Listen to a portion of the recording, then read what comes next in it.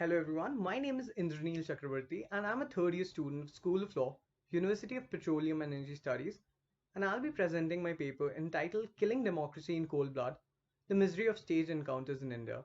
And in the next 4 minutes and 30 seconds, I'll be talking about how extrajudicial executions are a threat to a thriving democracy in the context of fake encounters.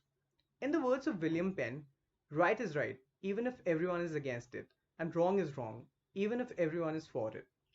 The sole definition of a democracy is a government that stands for its people, is elected by the people, and works for the people.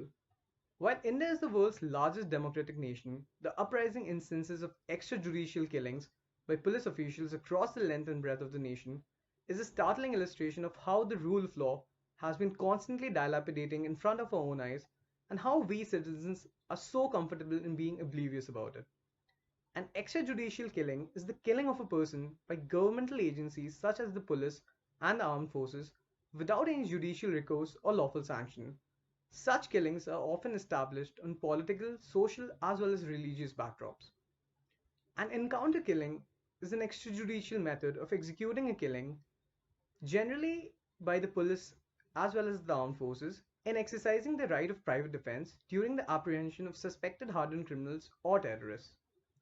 While a fake encounter remains an unlawful act depicting a cold-blooded murder at its crux, of late many citizens of India are advocating for inculcating such autocratic and illegitimate practices. The enthusiasm of the citizenry is partly due to the courtesy of Bollywood, which has glorified the trend of lauding actors playing police officers who heroically avenge criminals. It's astonishing how people overwhelmingly cheer for such vicious practices without even acknowledging the fact that it's a striking illustration of how the law fails, how justice fails, and how we, the citizens of India, fail as a democracy. As far as the statistics go, the police department of Uttar Pradesh alone is alleged to have implemented 59 extrajudicial killings in a mere span of 2 years from 2017 to 2019. According to the database by the National Human Rights Commission, around 1,782 cases of fake encounters were registered across the nation between 2000 and 2017. Unsurprisingly, Uttar Pradesh aces the list and accounts for 794 cases of the total fake encounters.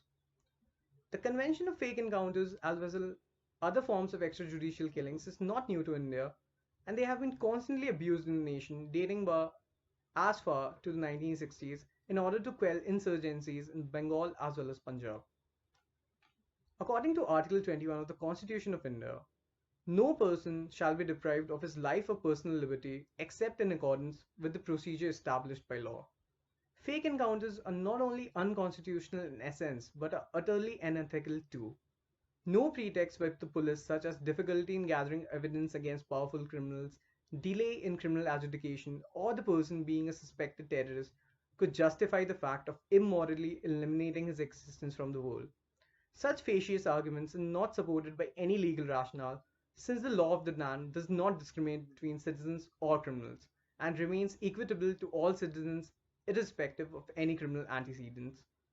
The only two circumstances where killing does not constitute a criminal offense are if the death is caused whilst exercising the right of private defense or using necessary force to arrest a person accused of an offense punishable with death or imprisonment for life.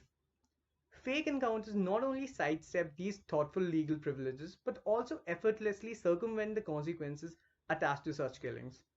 Instead of facing criminal charges and being prosecuted, police officers often receive institutional support, awards for their gallantry, and popularity among the masses for their prestigious encounters, including reputed titles such as encounter specialists. Be it Virappan in 2004, Vikas Dubey in 2020, or whether it be the infamous Batla House shootout in 2008, the tales of encounters have always triumphed in stealing the limelight and aggravating the inquisitiveness of the populace to figure out if the encounter was actually staged. Unfortunately, life doesn't work that way, and we are not living in a utopian world.